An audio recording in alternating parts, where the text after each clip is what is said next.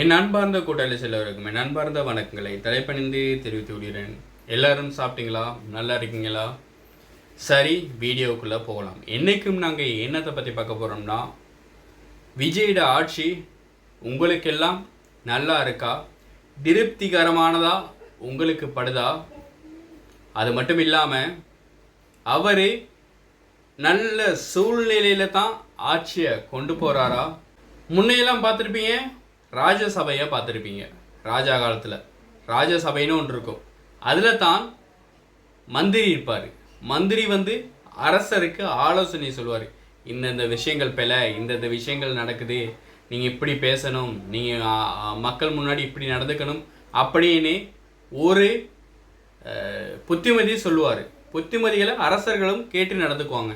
அதுவே சிறப்பான நல்லாட்சியாக இருந்திருக்கு. அந்த மாதிரி இப்பயும் இருக்குது. அமைச்சரவையில் அமைச்சர்கள் என்னென்ன சொல்கிறாங்களோ அதில் நல்ல விஷயங்கள் எது, கெட்ட விஷயங்கள் எதுன்னு தீர்மானிக்க வேண்டிய பொறுப்பு முதல் அமைச்சருக்கு தான் இருக்குது. இருந்தாலும் கூட நல்லது எது, கெட்டது எது, இப்படி நடந்துக்கணும் அப்படின்னு புத்தி சொல்கிறதுக்கு யாருமே கூட இல்லை. அதுதான் விஜயோட பேச்சுக்கள்லையும் விஜயோட நடவடிக்கைகளிலிருந்தும் எங்களுக்கு தெரியுது. ஆதவ் அர்ஜுனா சொல்லியிருந்தாரு, நாங்கள் பெண்களை பற்றி நாங்கள் எந்த விஷயமும் கதைக்கல, குறைய எது விஷயமும் கதைக்கல, இவ்வளவு கீழ்த்தரமான விஷயங்களை கதைக்கல, ஆனால் உதயநிதி ஸ்டாலின் கதைச்சிட்டாரு அப்படிங்கிறத தனது குற்றச்சாட்டாக முன் வச்சிருந்தாரு. சரி, அதுக்கு நான் உடன்படுறேன். சரி, அந்த பிரச்சனையை அதோட முடிச்சிருக்கணும் இல்லை, அந்த பிரச்சனையை இவ்வளவு தூரம் எடுத்துகிட்டு அவரை போலீஸ் எல்லாம் கொண்டு போயிட்டு வச்சு வைக்க வேண்டிச்சு அவங்களால உள்ளால. அதுதான் நாங்கள் யாரோட மோதுறோம்ங்கிறத தெரிஞ்சுக்கிட்டு மோதணும். அவ்வளவு பெரிய திமுகங்கிறது அவ்வளவு பெரிய கட்சி. அந்த கட்சியை எதிர்த்துக்கிட்டு ஒரு ஒரு 3 நாளைக்கு வச்சிருந்தாலாச்சும் ஏதாவது சொல்லலாம். போனோன்னு வெளியே வந்துட்டாரு. மாத்திரம் இல்லாமல் இந்த ஒரு அரெஸ்ட்டுக்கு 2 போலீஸ்காரன் அனுப்பிவிட்டு நீங்கள் வாங்க அரெஸ்ட் ஆகுங்க, நீங்கள் விசாரணை ஒன்று இருக்குது அப்படின்னு சொல்லியிருந்தால் உதயநிதி ஸ்டாலின் வந்திருக்க போகிறாரு. இதுக்கு இவ்வளவு பட்டாளங்களை போலீஸ் பட்டாளமே இறங்கி அவரை கூட்டிகிட்டு இழுத்துக்கிட்டு போயிட்டு 3 நாள் கூட இல்லை, ஒரு நாள்லேயே திருப்பி வந்துட்டார். உள்ளே போனது எப்படியோ அதே மாதிரி வெளியே வந்துட்டார். இன்னமும் தாவேக்க தீர்க்கமான ஒரு ஆட்சியை பிடிக்கவில்லை. இப்போ தான் வந்திருக்கு. இப்பயே அவங்கள அரெஸ்ட் பண்ண போகக்கூடாது. அரெஸ்ட் பண்ணுறதோ எந்த விஷயங்களையும் ஈடுபடுறதோ ஒரு நிலையான ஆட்சியை அமைச்சுக்கணும். நிலை பேரான ஒரு ஆட்சியை அமைச்சுக்கணும். நிலை பேரான ஒரு ஆட்சியை அமைச்சுக்கிட்டு தான் மற்ற விஷயங்களுக்கு கை நீட்டணும், கை காட்டணும். திமுகவை இன்னைக்கு கூட அசைக்க இல்லை உங்களால். ஏன்னு சொன்னால் திமுக இப்போ ஆட்சியில் இல்லாவிட்டாலும் கூட அது ஒரு நிலையான ஒரு இடத்தை பிடிச்சிருக்கு. நிலையான ஒரு இடம். அங்கங்கே இடத்துல வேர் விட்டுருக்கு. அந்தந்த இடத்துல எப்படி எந்தெந்த ஆக்களை வச்சிருக்கணுமோ அந்தந்த இடத்துல அந்தந்த ஆக்களை வச்சிருக்கு. அதான் வேரூண்டணும். ஒரு இடத்துல வேரூண்டி நிற்கணும். நின்ற பிறகு தான் ஆட்டுறதோ அசைக்கிறதோ ஜெயிலில் பிடிச்சி போடுறதோ அந்த சீங்களுக்கு வரணும். இப்போ நிலை வேறான ஒரு ஆட்சியே இல்லாமல் ஒரு ஒரு ஒரு வேறுண்டாத ஒரு ஆட்சி இருக்கப்ப அந்த ஆட்சியில் எப்படி நீங்கள் அவங்கள அரெஸ்ட் பண்ணணும் அப்படின்னா எப்படி ஏழுவது சாத்தியம்? ஏலாதில்ல. நீங்கள் அந்தந்த இடத்துல ஆள் போட வேண்டிய இடத்துல ஆளை போடுங்க.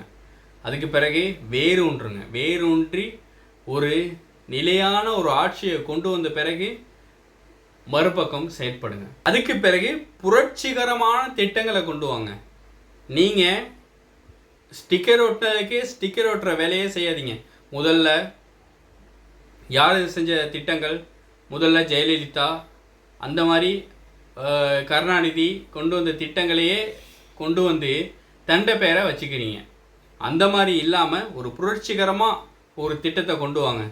அதுக்கு நீங்கள் சொல்லலாம் தாய்மாமன் ஒரு நகை அப்படின்னு சொல்லலாம். அதெல்லாம் ஒரு புரட்சிகரமான திட்டம் இல்லை. ஜெயலலிதா அவர்கள் கருணாநிதி அவர்களை நடு ராத்திரியில் போயிட்டு அரெஸ்ட் பண்ணாங்க. இந்த அரெஸ்டிங்கை பார்க்குறப்ப எனக்கு அதுதான் ஞாபகம் வந்துச்சு.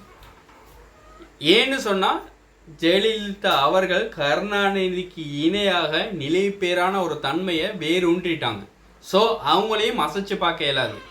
ஆனால் விஜய் இன்னும் வேரூன்ற வேலைகளில் நடவடிக்கையில் இன்னமும் ஈடுபடணும். ஆதவ் அர்ஜுனா சொல்லியிருந்தாரு, விஜய் எதுக்கெடுத்தாலும் பேச மாட்டார், திமுகவோடையெல்லாம் பேசுகிற அளவுக்கு அவர் திமுகவில் உள்ளவங்க ஒன்றும் பெரிய இல்லை, அதனால் எங்கேயே பேசிக்க சொல்லிட்டாரு. ஸோ விஜய் இந்த பேசுகிற அவங்களோட பேசி தீர்க்க அவர் வரமாட்டார், உள்நுழைய மாட்டார், இந்த பிரச்சனைகளுக்கெல்லாம் அவர் முகம் கொடுக்க மாட்டார் அப்படின்ட்டுருந்தாங்க. அதாவது நான் கேட்குறேன், அப்படின்னா நீங்கள் சொன்னீங்களே, முதல்லையே சொன்னீங்களே, என்ன நான் எனக்கும் திமுகவுக்கும் தாவேக்காவுக்கும் மட்டும்தான் போட்டி, இடையில யாரும் எல்லாம் இருக்கவங்க எல்லாம் விலகி போயிருங்க, இதா திமுகவுக்கும் தாவேக்காவுக்கும் போட்டி, திமுக தாவேக்காவுக்கும் போட்டின்னு அடிக்கடி சொல்லி வந்துக்கிட்டு இருந்தீங்க. இப்போ திமுகவோட ஒரு பேச்சாக இருந்தால் நீங்கள் பின்னிட்டு ஓடுறீங்க. அதுக்கு நீங்கள் அமைச்சரவையை வச்சுருக்கீங்க, அமைச்சர்கள் தான் பேசுவாங்க திமுகவோட அப்படிங்கிறீங்க. ஆனால் சொல்கிறீங்க திமுகவும் தாவேக்காவுக்கும் தான் போட்டி, ஒருத்தனுக்கு ஒருத்தன் மோதி பார்த்துடலாம் வாடா அப்படிங்கிறீங்க. இது என்ன? அதாவது இன்னமும் இருப்பது விஜய் கிட்ட பழைய நடிகர் விஜய் தான். நடிகர்கள் தான் மற்றவங்க கிட்ட முகம் காட்டக்கூடாது, அவங்ககிட்ட நிலைபேறான தன்மையில் அவங்க ஒரு நடிகர் அப்படிங்கிற ஒரு நடிகர்கள் பாருங்கள், எப்பயுமே எல்லா முகத்துக்கும் அம்பிடுவாங்களா? எல்லாருக்கிட்டையும் நடிகர்களை போயிட்டு எல்லோரும் ஒரு நலம் விசாரிக்கலுமா, எல்லோரும் பழகையிலுமா? இயலாது. அந்த மாதிரியே நினச்சிக்கிட்டு இருக்காரு இன்னும் விஜய். அதை விட்டு வெளியே வாங்க, வெளியே வந்து பழகுங்க, ஆக்களோட பழங்க, எப்படி முகம் கொடுக்குறது பழங்க, பிரச்சனையை பார்த்து பயந்து ஓடாதீங்க. இதெல்லாம் விஜயை இன்னும் தாழ்த்துறதுக்காக நான் சொல்லலை, இதையெல்லாம் திருத்தி கொண்டு இன்னமும் நல்லாட்சி புரிய வேண்டும், நன்றாக வேரூண்ட வேண்டும் அப்படிங்கிறதுக்காகத்தான் இந்த கருத்துக்களை நான் முன்வைக்கிறேன். எனக்கு ஒன்றும் தாவைக்கு கீழே விழுந்துடணும், திமுக மேலே ஏறி வரணும் அப்படிங்கிற எந்த ஒரு கட்சி பேதம் எனக்கு இல்லவே இல்லை. நான் சொல்கிறது, விஜய் இன்னமும் பார்க்க வேண்டிய விஷயம் இருக்குது. ஸோ செய்ய வேண்டிய விஷயங்களில் செய்யுங்க. இப்பயே கை நீட்ட போகாதீங்க எல்லாத்துக்கும். அது உங்களுக்கு பிரச்சனையாக தான் வந்து அமையும். நிலைப்பேறான ஒரு தன்மைக்குள்ளே வந்துட்டு அதுக்கு பிறகு கையை காட்டுறது, காலை காட்டுறது, எது வேணாலும் செய்யலாம். நீங்கள் நன்றாக ஆட்சி புரிய வேண்டும், அதுக்காகத்தான் இவ்வளவு தூரம் கஷ்டப்பட்டு பேசுகிறேன். அது மாத்திரம் இல்லாமல் இவ்வளவு தூரம் இதை பேசுகிறோன்னே என் மேலே நிறைய பேர் கோவப்படக்கூடும். ஏன் என் மேலே கோவப்படுத்தி நான் ஒரு மற்றவங்களுக்கு ஹேட்டை சம்பாரித்து ஏன் இந்த விஷயங்களை பேசுகிறேன் அப்படின்னு சொன்னால், தாவேக்க நல்லா இருக்கணும், நல்ல ஆட்சி புரிய வேண்டும் என்பதற்காகவே. கம்பன் வீட்டு கட்டுத்தறியும் கவிபாடும், விஜய் வீட்டு சேவகன் கூட அரசியல் உரைப்பான்.